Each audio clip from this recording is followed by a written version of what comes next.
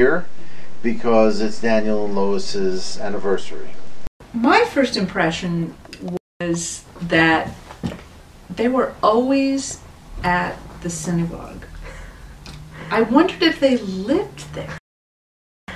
You know, I didn't know much about them, but they were always there, right?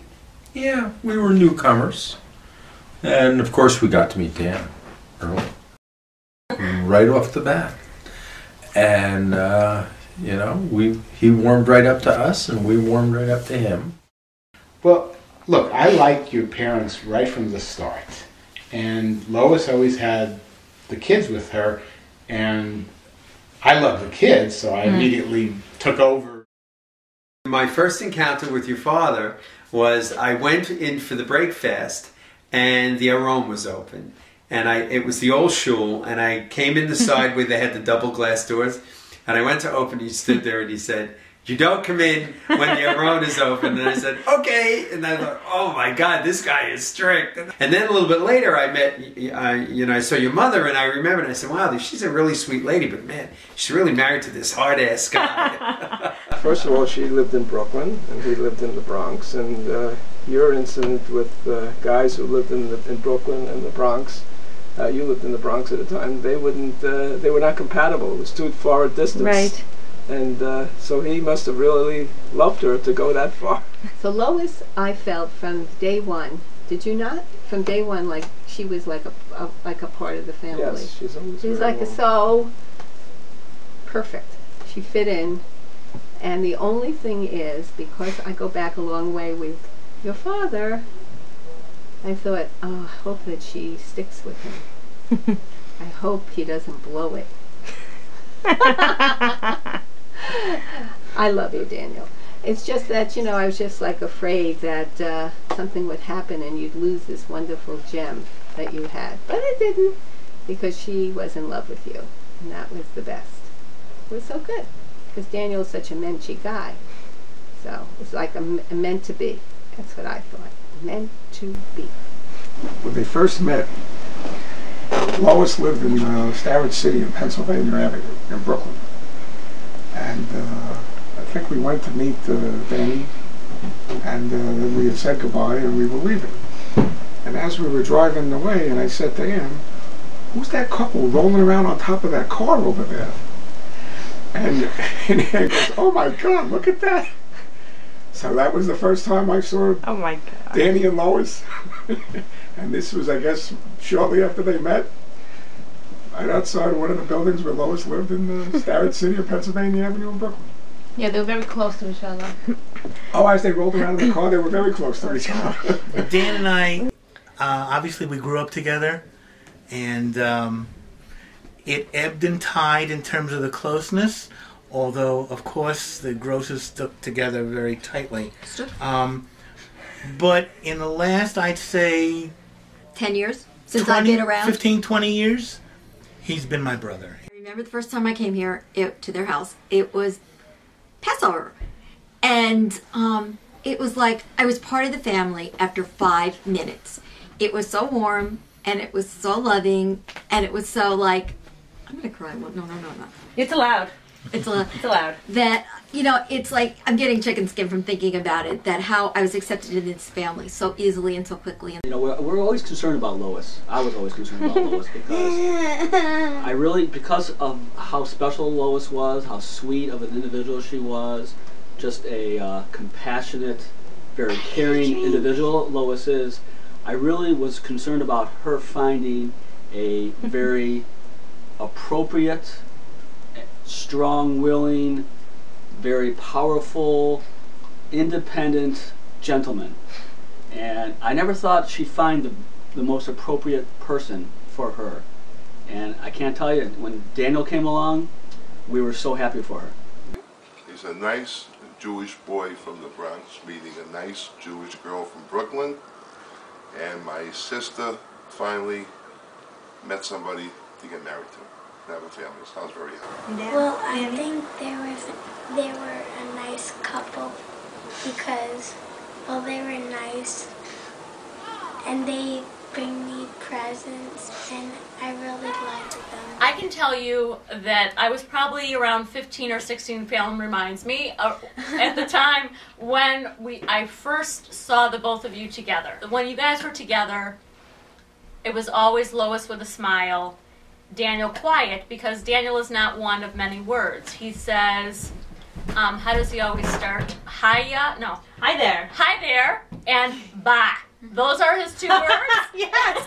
Bye. And I think I say that too. So I got that from you, Daniel. Grandma Tilly and Grandpa Lou liked Lois better than they liked me. That was the first impression. But we've been through so much together. And Danny, I mean, honey, when Danny was a kid, and Mel talked to him, mostly lectured him, and I was the only one who was the buffer, and I was the only one who stuck up for Danny because I loved him so, because I came from the same place as Danny. I mean, I was an outsider, you know, and Lois and I were always competing. But I remember being at the temple and sitting there, and you know, all your friends from the temple were there, and it was just this really beautiful ceremony, and just the closeness of the family was so palpable, and the love from your synagogue, it was just really beautiful. I met them as a grown-up, only knowing that Irene and Daniel and my father had all been very close, and so I think Daniel, for me, although I don't think he knows this, is sort of my connection to my father. I think of Daniel as a free spirit, sort of like my father was, and kind of unconventional in a way that's sort of like my father was. He's sort of a connection to my father in a way that no one else can be. My first impression of Uncle Daniel and Lois, I was a very, very little boy, to be exact, about 10 years old, and I just remember them having such a blast together, and you know, being at the wedding and enjoying the dancing and the excitement, and just a great example of loving each other. I remember that very well. And for me, always loving open arms and welcoming me to the family, which I appreciate, and I've loved you back.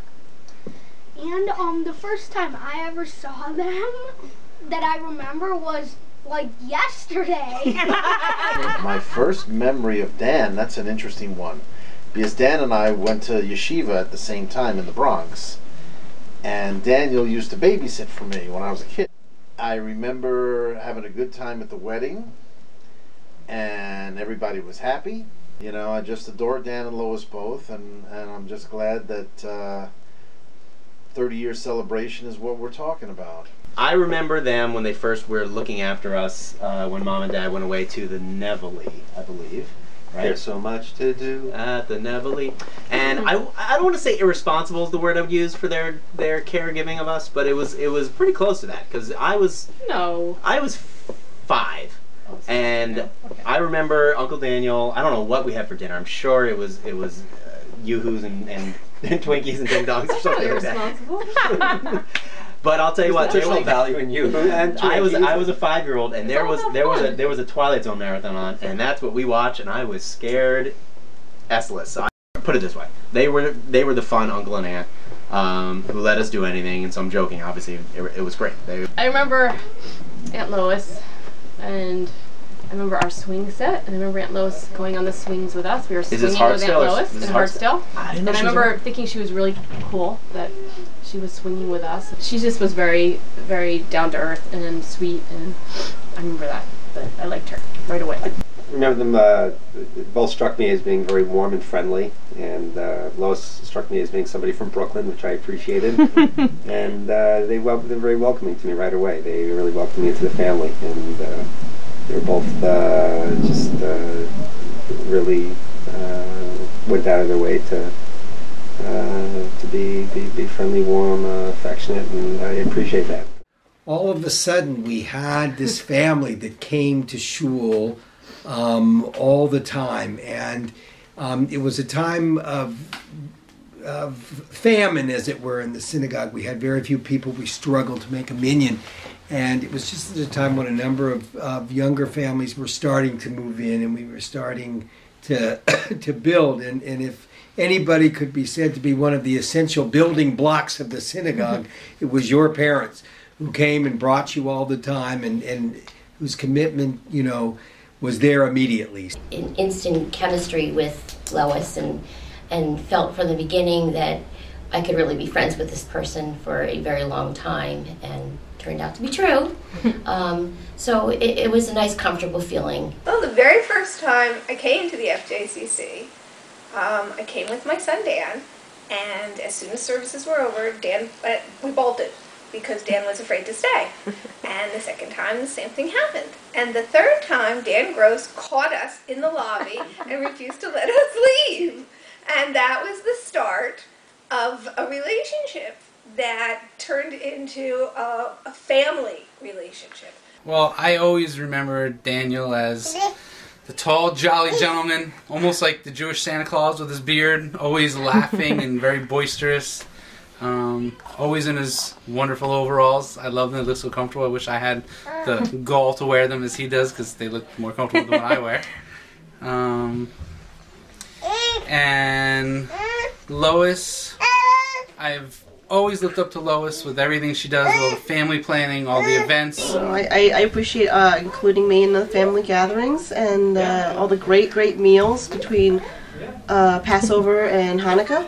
But we went to see Carole King together in Central Park, and we had a good time. That's the first time I really hung out with her. Recent memory of them is at Doug's bar mitzvah. It was just nice coming up and seeing everybody again. Okay, first of all, I want to start by saying